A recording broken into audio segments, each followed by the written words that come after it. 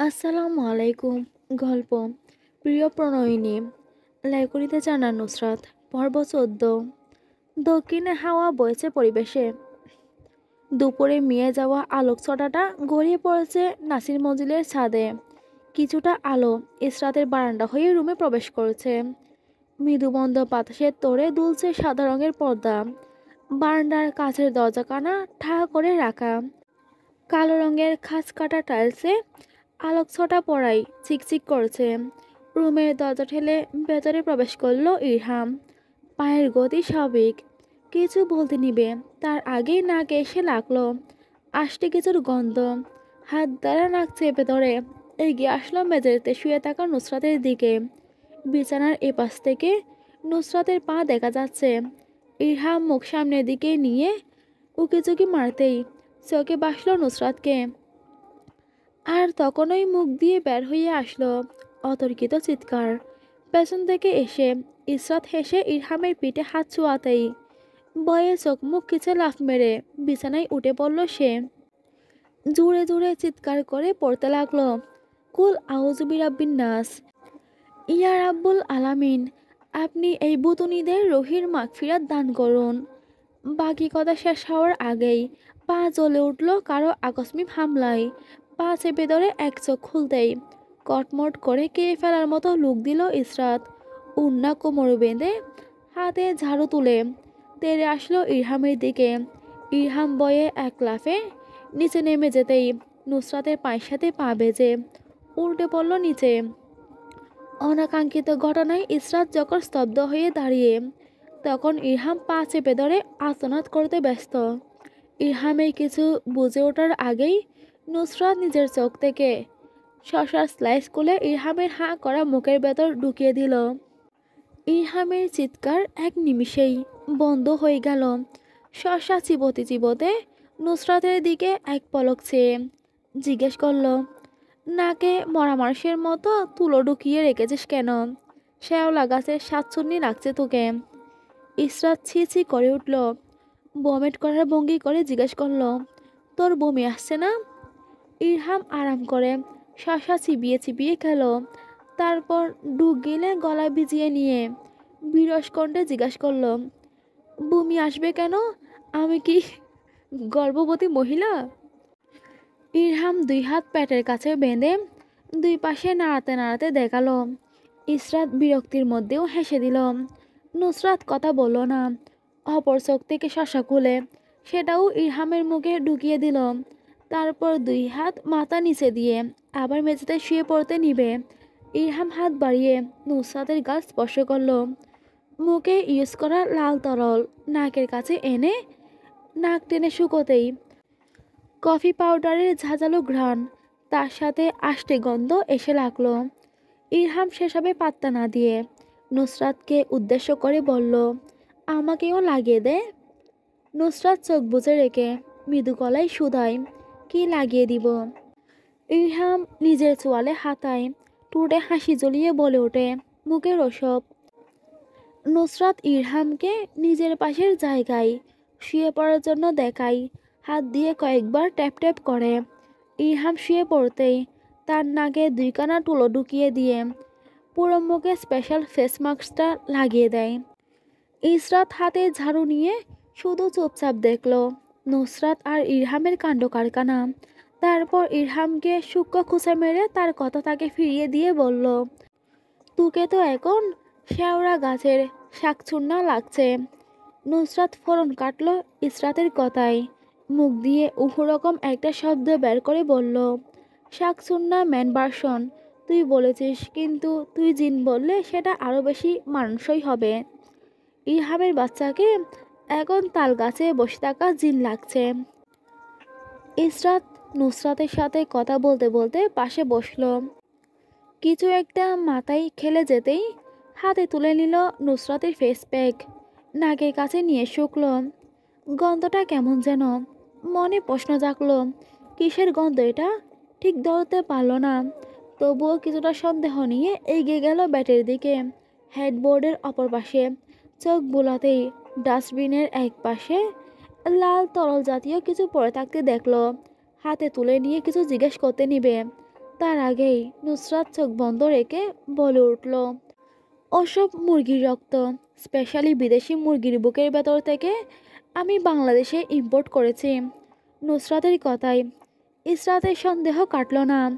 শিশির মুখ খুলে নাকের কাছে নিতে যাবে, চোখ ছোটো ছোটো হয়ে আসলো।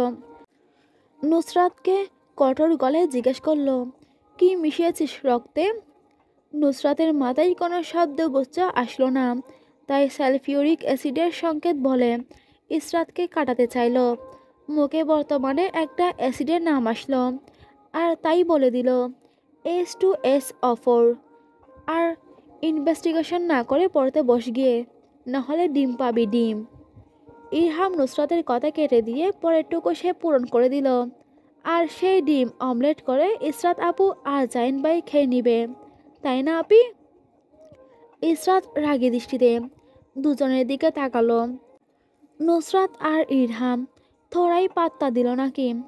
মেঝেতে গড়াগড়ি খেয়ে ইসরাতকে নিয়ে হাসলো। নাসির মঞ্জিলের সামনে দাঁড়িয়েছিল মোমো। নুসরাত তার পাশে দাঁড়িয়ে লাফঝাপ করছিল বান্দরের মতো। লাফঝাপ করছে বললে ভুল হবে, পাশের বাসার টসটসে ফলের দিকে লুবি চোখে চেয়ে কীভাবে চুরি করা যায় সে ধান্দা করছে। মোমোকে তার পাশে বডিগার্ড হিসেবে দাঁড় করিয়ে রেখেছে, যাতে কেউ আসলে তাকে ইনফর্ম করতে পারে। টসটসে ফলের দিকে চোখ স্থির রেখে নুসরাত জিব্বা বের করে ঠোঁট ভিজিয়ে নিল। মোমোকে উদ্দেশ্য করে বলল, মোমো, মন্টু শালারে বিয়ে করে নে, তাহলে মন্টু বেটার সব ফল গাছ আমার হয়ে যাবে। মোমো বিরক্তিতে চশোচক শব্দ করল। সে জানতে উদ্গ্রীব মন্টুকে বিয়ে করলে তার লাভ কি, তাই মনে প্রশ্ন রেখে বলল, মন্টুকে বিয়ে করলে আমার লাভ কি? নুসরাত ভ্রুযুগল কুঞ্চিত করল। জ্ঞানী ব্যক্তিদের ন্যায় হাত তুলে বাসন ঝাড়ল সজীবের মতো। একটা বুড়ো শিশু প্রিপেয়ার্ড পাবি, কষ্ট করে বাচ্চা জন্ম দিয়ে তোর টাকা খরচ করতে হবে না। বাচ্চা বড় করতে গিয়ে চোখের নিচে ডার্ক সার্কেল পড়বে না। মন্টু তোর কথাই উঠবে বসবে। তুই নাচতে বললে 2 হাত উপরে তুলে দিন টানানা বলে নাচবে, আরও লাভ আছে। সজীব তোর মতো কচি মায়ের দেখাশোনা করবে। মন্টু তার পেট দুলিয়ে ডিংডাং করে হেলে দুলে পেটের নাচ দেখাবে, সাথে গান গাইবে। এসো হে আমার প্রাণের সখী, চারিদিকে লাভ আর লাভ, আমি কোনো লোকসান দেখছি না রে মোমো। মোমো নুসরাতের আবিজাবি কথাই বেঁচে কাটে। নুসরাতকে তীক্ষ্ণ কণ্ঠে জিজ্ঞাসা করে, আমার লাভ কি? নুসরাত তেজে কণ্ঠে বলে, শোন মোমো, সম্পর্কের ক্ষেত্রে লাভ লোকসান দেখতে হয় না। আমি বড় বোন যা বলবো তুই তাই করতে হবে, নাহলে সম্পর্ক এখানেই শেষ।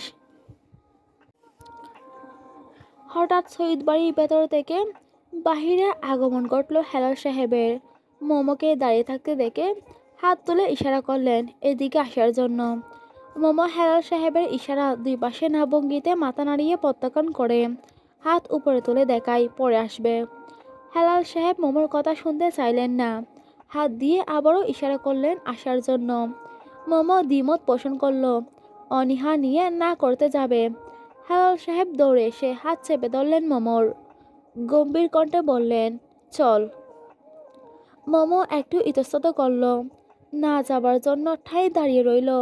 হেলাল সাহেব নাচর বান্দা, মোমোকে ছাড়া তিনি যাবেন না, তাই টানাটানি শুরু করেন।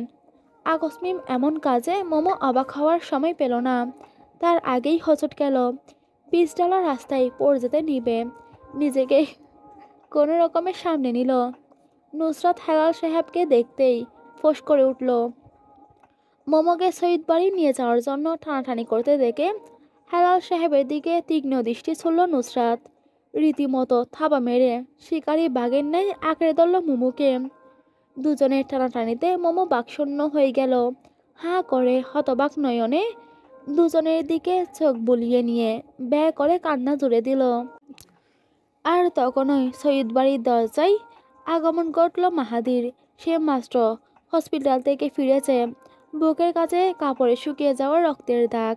মোমোর দিকে একবার চোখ বুলিয়ে নিয়ে শহীদ বাড়ি গেট ঠেলে ভেতরে ঢুকতে ঢুকতে 2 পাশে মাথা নাড়াই। মৃদু কণ্ঠে নিজেই নিজেকে বলে ওঠে, স্ট্রেঞ্জ, এই মেয়ে সারাদিন কি কান্না করে? চোখ দুটো উপরে তুলে বাড়ির ভেতরে প্রবেশ করতে করতে শঙ্কায় দুপাশে মাথা নাড়ায়। নিজেকে নিজেই প্রশ্ন করে, এই বাড়িতে কি সব অদ্ভুত পিসদের বসবাস? হয়তো, কে জানে। তিনজনের একজনও খেয়াল করেনি মাহাদি এসেছে। নুসরাত আর হেলাল সাহেব পুরো দমে দুজন দুজনকে চোখ দিয়ে শাসাচ্ছে। কেউই পেছনে নেই চোখ দিয়ে শাসানোর বেলায়। মোমোর ব্যয় ব্যয় করে কান্না হেলাল সাহেবের কানে যেতেই হাত কিছুটা শিথিল হয়ে আসে ওনার। কিন্তু নুসরাতের খামচি ধরা হাত শিথিল হয় না। সে কোনো দিকে না তাকিয়ে মোমোর হাত ধরে টান দিতেই হেলাল সাহেবের হাতের তালু থেকে মোমোর হাত বেরিয়ে আসলো ঢিলে হয়ে। এমন জোরালো টানে দুইজন উল্টে পড়ল নাসমিন বেগমের অতি প্রিয় ছোট বাগান বিলাসের গাছের উপর।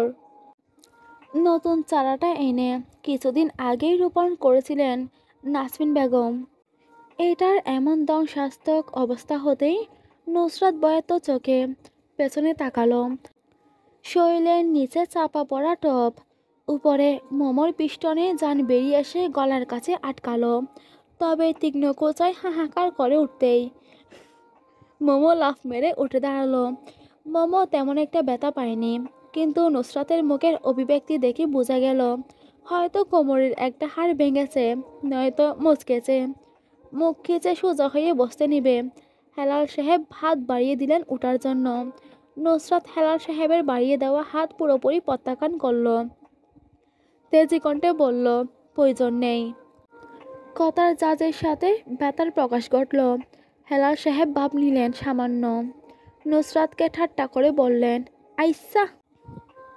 নুসরাত হেলাল সাহেবকে তাকে নিয়ে করা ঠাট্টা স্পষ্ট টের পেল। চোখ মুখ উল্টে বেঞ্চি কাটল। মোমো দুজনের মাঝখানে নীরব দর্শক হয়ে দুজনের একজন আরেকজনকে নিয়ে ঠাট্টা করা দেখল। হেলাল সাহেব মোমোকে বললেন, চল মোমো, তোর বড় মামি আজ চিকেন ফ্রাই করেছে। মোমো কিছু বলতে নিবে, নুসরাত ধাক্কা মেরে গেটের ভেতর ঢুকিয়ে দিল তাকে। মোমো কি বলতে চাই তা শোনার প্রয়োজন বোধ করলো না। এটা দেখারও জরুরি মনে করলো না। বেচারি মেয়েটা বাঁচল কি মরল। আগে যুগল প্রশস্ত করে চেঁচাই, কোথাও যাবে না মোমো। হেলাল সাহেব বলে নুসরাতকে বেঞ্চি কাটলেন। চোয়াল শক্ত করে কণ্ঠে রাগের বহিঃপ্রকাশ ঘটিয়ে নুসরাতকে জারি মেরে বললেন, তুই বললেই হলো। নুসরাত মুখ বাঁকায় হেলাল সাহেবের কথা কপি করে। তারপর এক মুহূর্ত বিলম্ব না করে বলে ওঠে, হ্যাঁ, আমি বললেই হলো। এখন আপনি আসতে পারেন মিস্টার হেলাল রজনী। হেলাল সাহেব নিজের নামের এত বড় অপমান সইতে পারলেন না। তার কত সুন্দর নামকে রজনীগন্ধা বানিয়ে দিল। হাত তুলে নুসরাতের মুখের সামনে রাখলেন, কাঠখুট্টা গলায় শাসালেন, চুপ। আমার নাম হেলাল আহম্মদ, কোনো রজনীগন্ধা নাম। নুসরাত মুখের কাছে হাত রেখে বড় একটা হাই তুলে তর্জনী আঙ্গুল দিয়ে কান খোঁচায়। অতপর আবারও হাই তুলতে তুলতে অলসতা ভাঙিয়ে হেলাল সাহেবের কথার উত্তর দেয়, ওই তো একই হলো। একই না। হেলাল সাহেব চিৎকার করে উঠলেন। আকস্মিক চিৎকারে নুসরাত হুড়মুড় করে পেছনে সরে যায়। ডুব গিলে নিজের ভয়াত চেহারা লুকাতে চায়। তার আগেই হেলাল সাহেব তর্জনী আঙুল তুলে বলে ওঠেন, একদম বেয়াদবি করবি না। এরকম বেয়াদবি করলে তোকে বিয়ে করবেটাকে। নুসরাত হেলাল সাহেবের আঙ্গুল আলগোছে নামিয়ে দিল। ইশারায় দেখালো মুখের উপর আঙ্গুল তোলা সে পছন্দ করে না, ঘৃণা করে। পরক্ষণেই ঠোঁটে দুষ্টু হাসির বাহার খেলা করল। গা দুলিয়ে সামান্য হেসে মাথায় উড়না টেনে নেয়। লজ্জা পাওয়ার ভঙ্গি করে নিজের দুই হাত দিয়ে মুখ চেপে ধরে। দুই পাশে দুলতে দুলতে নিজের কথা দ্বারা বোমা ফেলল হেলাল সাহেবের মাথায়। ব্যঙ্গাত্মক গলায় ঠোঁটে হেলাল সাহেবের গা জ্বালানো মতো হাসি ঝুলিয়ে মিনমিন করে আওড়ালো, কেন আপনার গাদা ছেলেটা করবে? হেলাল সাহেব চেত করে উঠলেন। নিজের ছেলের নামের পাশে গাদা ট্যাগ বসতে দেখে নুসরাতকে সতর্ক করে বললেন, আমার ছেলেকে একদম গাদা বলবি না। নুসরাত হ্যাঁ হ্যাঁ করে হাসল, যা হেলাল সাহেবের রাগের মাত্রা বাড়িয়ে দিল দ্বিগুণ। একটু আগে হেলাল সাহেব যেভাবে বলেছিলেন আইসা, নুসরাতও সেই রকম টোনে ব্যঙ্গ করে আওড়ালো, আইসা। নুসরাত আর হেলাল সাহেবের ঝগড়ার মধ্যে এসে উপস্থিত হলো ইসরাত। গেট ঠেলে বের হয়ে শক্ত কণ্ঠে নুসরাতকে বলল, এই কেমন উদ্ধত্তপূর্ণ আচরণ তোর? নুসরাত অপার্থিব আদলে দুই কাঁধ উঁচায়, ঠোঁট উল্টে নিয়ে নিষ্পাপ মুখভঙ্গি করে ফিসফিসিয়ে কণ্ঠে বলে, আমি কিছু করিনি। ইসরাত আচ্ছা বুঝেছি বলল। হেলাল সাহেবের দিকে এক পলক চেয়ে চোখ নিচে নামিয়ে নিল। নুসরাত ইসরাতের এরকম মাটির দিকে চোখ নামিয়ে নেওয়ার মানে বুঝল না। ইসরাতের এমন আচরণ সে মোটেও বরদাস্ত করতে পারল না। এটা সাংঘাতিক খারাপ আচরণ হিসেবে নুসরাতের নিকট গণ্য হলো। মানুষের সাথে কথা বলবে চোখে চোখ রেখে, সোজা দাঁড়িয়ে, স্পষ্ট। এভাবে চোখ নামিয়ে বজ্র হওয়ার মানে কি নুসরাত বুঝে না। তাই ইসরাতের বজ্রতায় পানি ঢেলে তুতনি চেপে ধরে হেলাল সাহেবের মুখোমুখি করে দিল। নিজেও বাপ চাচাদের ন্যায় কপালে ঘাড়ো ভাঁজ ফেলে বড় বড় অক্ষিপটে হেলাল সাহেবকে অবলোকন করল। তার দৃষ্টি অবিচল, হেলাল সাহেবের দিক থেকে এক বিন্দুও নড়চড় করল না। শিকারি যেমন শিকারের থেকে চোখ সরায় না, নুসরাত তেমন করে চোখ সরালো না। নিজেকে শিকারি মনে করল আর হেলাল সাহেবকে নিজের শিকার মনে করল। হেলাল সাহেব নুসরাতের দৃষ্টি অবজ্ঞা করলেন অসহ্য কণ্ঠে, ক্ষীণ আওয়াজে বিড়বিড় করে আওড়ালেন, হাইড্রোক্লোরিক অ্যাসিডে চুবিয়ে ছাড়বো তোকে। নুসরাত কান খাড়া করতেই কানে আসে ঝাপসা কিছু শব্দ। নুসরাত কথাটা মাটিতে ফেলতে দিল না, আশেপাশে চোখ ঘুরিয়ে চিৎকার করে হেলাল সাহেবের কথার প্রত্যুত্তর করল, আমি কি ছেড়ে দিব নাকি? আমিও একজনকে ফেরাস নাইট্রেসে ডুবাবো। ইসরাত হতবাক নয়নে দুজনের দিকে চোখ বুলালো, বাকশূন্য কণ্ঠে জিজ্ঞাসা করে, আপনি কি বাচ্চা বরাব্বু ওর সাথে পায়ে পা লাগিয়ে ঝগড়া করছেন কেন? হেলাল সাহেব উপর নিচ মাথা নাড়ালেন, মুখ দিয়ে ক্ষীণ শব্দ উচ্চারণ করলেন, হ্যাঁ আমি বাচ্চা। নুসরাত চোখ মুখ উল্টে নেয় ব্যাঙের মতো, তেরসা কণ্ঠে হেলাল সাহেবকে স্পষ্ট তিরস্কার করে বললেন, নাতি নাতনিদের নিয়ে খেলার বয়সে নিজেকে বাচ্চা মনে করছেন? ময়ূরের পেখম কাক নিজের পেছনে লাগালেই কি কাক ময়ূর হতে পারে? উহু, একদম না। নুসরাতের স্পষ্ট তিরস্কারে জ্বলে উঠলেন হেলাল সাহেব। ক্ষিপ্ত পায়ে নুসরাতকে দৌড়তে যাবেন, নুসরাত উচ্চ শব্দে হেসে উঠল, সাথে ইসরাতও। গেটের কাছে দাঁড়িয়ে কান খাড়া করে হেলাল সাহেব আর নুসরাতের কথোপকথন শুনছিলেন নাসির সাহেব। নুসরাত আর ইসরাতের হাসির শব্দ শুনতেই এতক্ষণে চেপে রাখা হাসি ফুস করে বেরিয়ে আসলো তার। মেয়েদের সাথে তাল মিলিয়ে হু হা করে নাসির সাহেবও হেসে ফেললেন। ইসরাত টুট টিপে হাসি আটকানোর চেষ্টা করলো, কিন্তু নুসরাতের বাচকায় হাসির আওয়াজ আর সাথে তার মুখভঙ্গি দেখে ইসরাত নিজের হাসি ধরে রাখতে পারল না। এক হাত দিয়ে ঠোঁট চেপে ধরে উল্টো পথে দৌড়ে নাসির মজিলের ভেতর প্রবেশ করলো। নাসির সাহেব নিজেও অস্বাভাবিক পরিবেশ ঠান্ডা করার জন্য আলগোছে কেটে পড়লেন। হেলাল সাহেব বাপ মেয়ে সবাইকে হাসতে দেখে মেকি রাগ মুখে ফুটিয়ে তোলার বৃথা চেষ্টা করলো। দুবদাব পায়ে সৈয়দ বাড়ির দিকে যেতে যেতে শুভ্র মুখে ক্ষীণ হাসি ছটা বেশ উঠল, যা খুবই সূক্ষ্ম। গভীরভাবে অনুধাবন না করলে বোঝা বড়ই মুশকিল। নিজাম শিকদার থমথমে মুখ বানিয়ে বসে আছেন। কিছুক্ষণ আগে যা দেখেছেন তা এখনও তার নিকট গোলাটে। ওই বিয়াদব মেয়ে নিজের ভাইকে কিভাবে গুলি করলো? একবারও কি হাত কাঁপল না তার? নিজাম শিকদার উঠে দাঁড়ালেন সৈয়দ বাড়িতে খবর পৌঁছানোর জন্য। এইভাবে আর বসে থাকা সম্ভব না, এমনিতেই অনেক দেরি হয়ে গেছে। বাচ্চা ছেলেটা কি বেঁচে আছে নাকি মরে পড়ে আছে তা আল্লাহই ভালো জানেন। বাড়ি থেকে বের হওয়ার পথে ড্রয়িং রুমে দেখা হলো আরমানের সাথে, আর তৎক্ষণাৎ মেজাজ চটে গেল নিজাম শিকদারের। নিজের দিক পরিবর্তন করে জারি মারতে বসে গেলেন আরমানকে টুট কুচকে নিয়ে তিরস্কারের সহিত শুধালেন, কোথায় যাওয়া হচ্ছে শুনি? আরমান নিজাম শিকদারের কঠোর গলা শুনে থমকে দাঁড়ায়, গায়ের কাত করে প্রশ্নের উত্তর দেয়।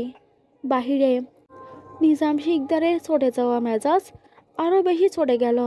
প্রশস্ত গলায় চেঁচিয়ে বললেন, বাহিরে তো যাচ্ছ জানি, কেন যাচ্ছ সেটা জানতে চাচ্ছি। আরমান গম্ভীর গলায় সরল মনে প্রশ্নের উত্তর দিল, বন্ধুর বউকে দেখতে। নিজাম শিকদারের খিচে যাওয়া মেজাজ চিরচির করে উঠলেন, ঠাট্টা করে বললেন, সারা জীবন কি দেখে যাবে মানুষের বউ? আমি বুড়ো হয়ে মরে যাচ্ছি একটা নাত বউয়ের জন্য, তাতে তোমার কোনো খেয়াল আছে? আমার কথার কোনো মূল্য আছে তোমার কাছে? সেদিন বললাম যে নাসিরের বড় মেয়ের দিকে একটু চোখ কান মন খোলা রাখতে, সেদিকে মন দিয়েছ? আরমান গম্ভীর গলায় বলল, জি রেখেছি। আর কিছু? নিজাম শিকদার হিংস্র পশুর নেই থাবা মেরে কলার চেপে ধরলেন আরমানের।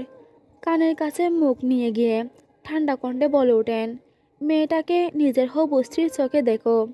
আরমান মাথা নাড়ালো, সে মেয়েটাকে হবু স্ত্রীর চোখে দেখবে। কথা বলতে ইচ্ছে হয় না তার, তারপরও এখান থেকে কাটতে হলে কথা বলা অত্যাবশ্যক। তাই মুখ দিয়ে খুব কষ্টে দুটো শব্দ বের করলো, আর কিছু না হলে আমি এবার যাই।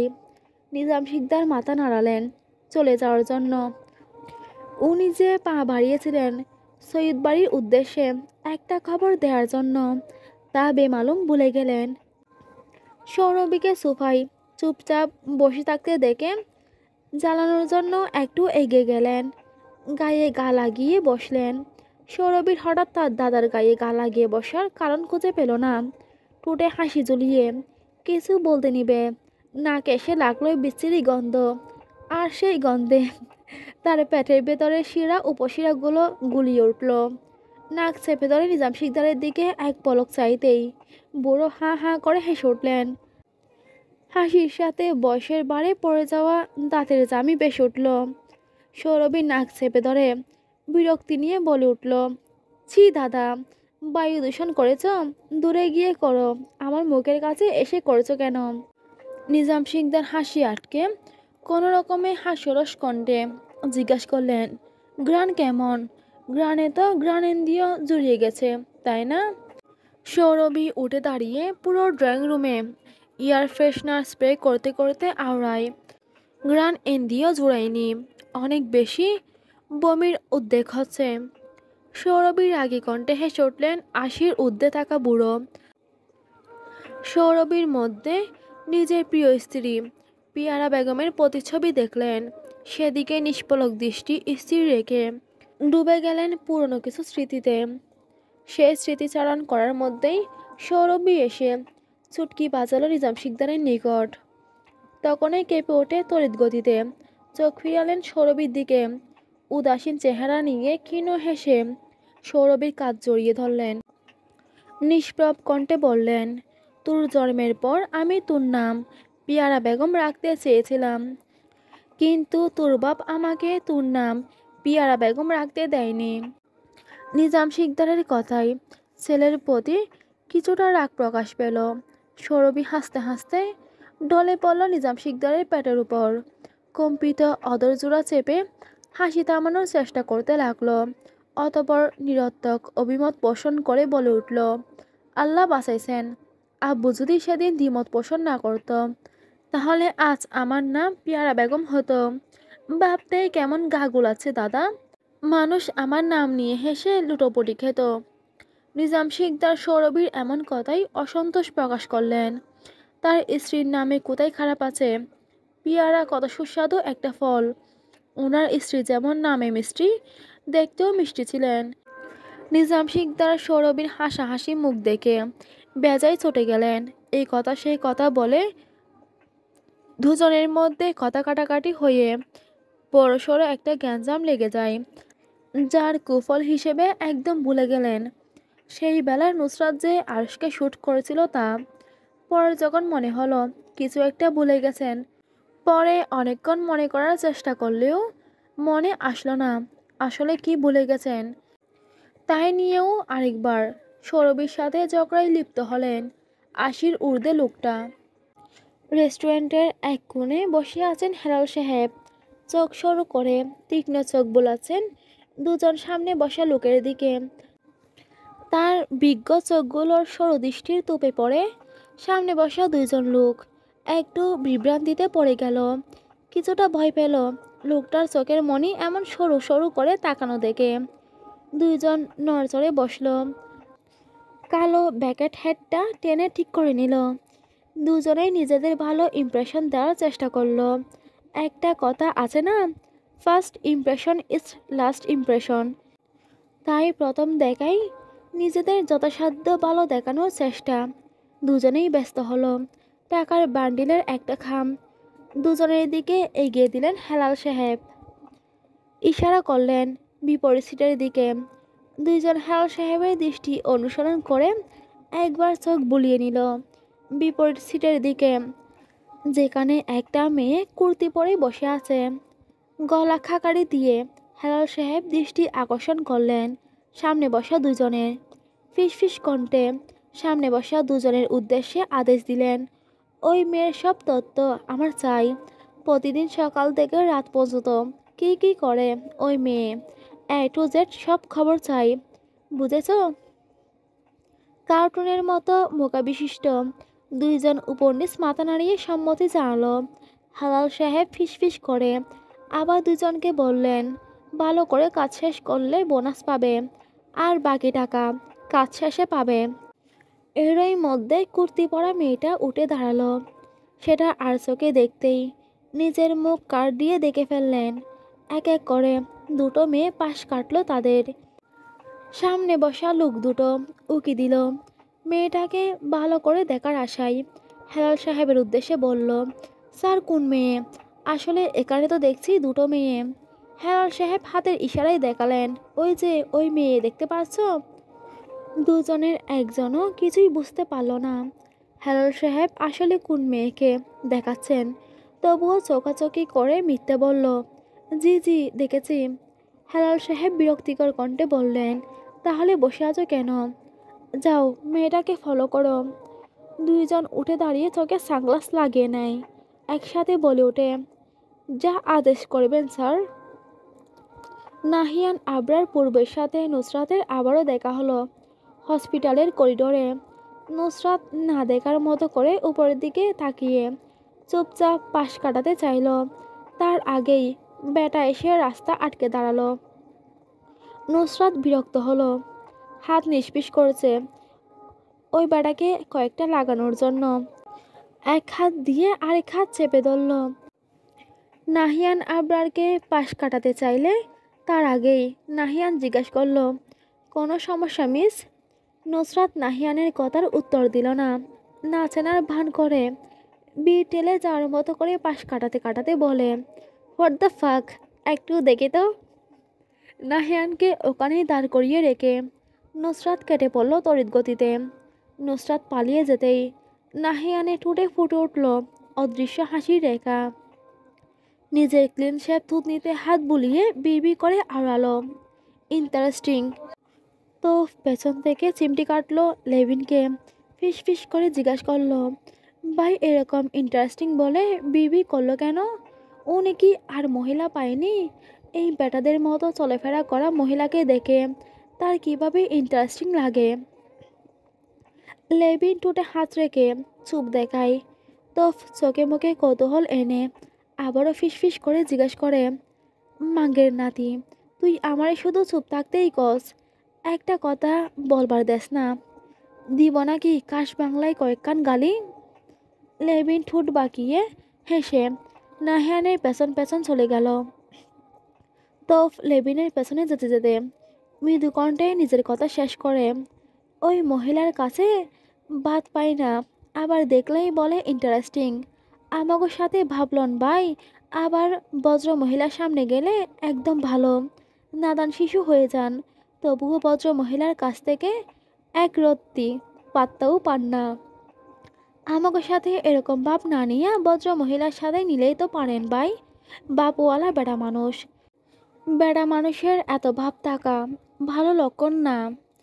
তো পেছনে কতগুলো গালি খরচ করলো সবার উদ্দেশ্যে। নাহিয়ান তো বলে গলা ফাটিয়ে চিৎকার করতেই এক দৌড়ে তার পাশে ঘেসে দাঁড়ায়। মিনমিনে কণ্ঠে বলে, জি স্যার।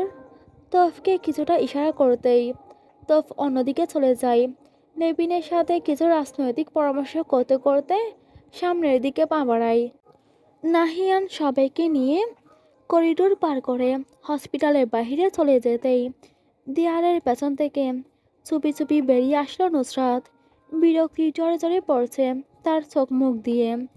নিজেকে নিজেই প্রশ্ন করলো, সব মাথা মোটা রাখি তোর পেছনেই পড়ে। সে চিন্তা বাড়িতে বসে আরাম করে করবে বলে নুসরাত ঠিক করলো এখন ইরহামের জন্য অপেক্ষা করাটা জরুরি। করিডোরে ইরহামের অপেক্ষায় যখন এ পাশাপাশ করছিল তখন দুইজন লোককে তার দিকে তীক্ষ্ণ দৃষ্টিতে তাকিয়ে থাকতে দেখল। সে ওদের দিকে তাকাতেই লোক দুইজন উল্টো ফিরে কথা বলতে লাগলো। নুসরাত নিজ মনে বিবি করল, গাদার দল। হঠাৎ কোনো পূর্ববার্তা ছাড়া জমজমিয়ে বৃষ্টি নামলো। নিকশ কালো ধরণীকে আলোকিত করে বিদ্যুৎ ঝলকে উঠল। নুসরাত নিজের অভিব্যক্তি নির্লিপ্ত রেখে মেয়েলি তীক্ষ্ণ চোখ জোড়া নিক্ষেপ করলো অদূরে। পেছন থেকে কারো হেঁটে আসার শব্দ শুনে কান খাড়া করে পেছনে ফিরে কে এসেছে দেখার আগেই ব্ল্যাকবেরির মিষ্টি গ্রান নাক ছিঁড়ে ভেতরে প্রবেশ করে। সামনে দেয়ালে নিজের পেছনে বৃহৎকার প্রতিবিম্ব দেখতে পায়। স্ত্রী দাঁড়িয়ে সরু চোখে দেখতে থাকে সেই প্রতিবিম্বকে। দেয়ালে থাকা পুরুষালী প্রতিবিম্ব ধীরে ধীরে নিচু হয়ে তার দিকে আসে। যতক্ষণে টনক নড়ে ততক্ষণে অনেক দেরি হয়ে গেছে। নির্দিষ্ট দূরত্বে সরে যাওয়ার আগেই পুরুষালী শক্ত বুকের কাছে পিঠ থেকে তার বলিষ্ঠ এক হাত গলা পেঁচিয়ে ধরে কানের কাছে হিসিয়ে বলে, অ্যাগেন আম ব্যাক মিসেস আরশ।